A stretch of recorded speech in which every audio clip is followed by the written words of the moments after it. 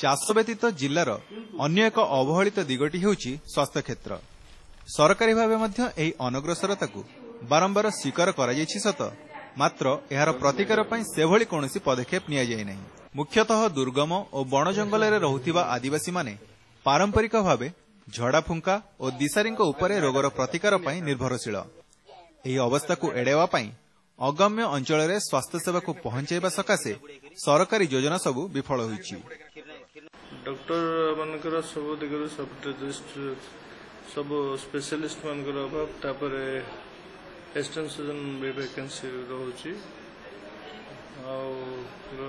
सरकार यथेष्ट माने ध्यान देले भी अनेक डॉक्टर आसुनांती हमर केविक एरिया स्पेशली कलाहांडी को आसिक जॉइन करी अनेक पड़ी जाउछन्ती अन्य जगह रे चाकरी करबा पे। आ गोटे स्पेशल प्रोग्राम होछि गांव कल्याण समिति जीकेएस हमर टोटल 2019 जीकेएस फॉर्मेशन हो जाइछि एवं हमर फंड प्लेसमेंट कर प्रति गांव को गोटे विलेज हेल्थ कमिटी कराई छि।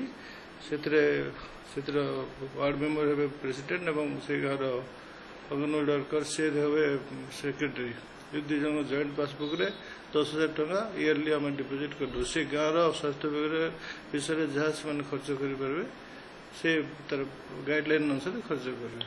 आर्थिक व्ययबराद अपेक्षा डाक्तर एवं स्वास्थ्य विशेषज्ञ अभाव यही समस्या को आहुरी जटिल करिछि।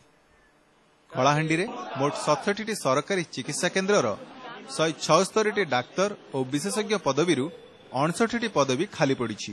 जिलावासी सदर महकुमा भवानीपाटना थिबा जिला मुख्य चिकित्सालय उपरे मुख्यतः निर्भरशील। डाक्तरी जंत्रपाति जोगाण हो सारी एठारे आईसीयू एवं अन्यान्य गुरुत्वपूर्ण विभाग डाक्तर और टेक्नीशियन अभाव कार्यक्षम हो पारि नाही। 14टी मोबाइल हेल्थ यूनिट जिले में कार्यकारी होउथिले मध्य अनेक समय थुआमूल रामपुर भली अंचल में मलेरिया और अजणा रोगर प्रकोप जिले में स्वास्थ्य सेवार वास्तव चित्र प्रदान करिथाए।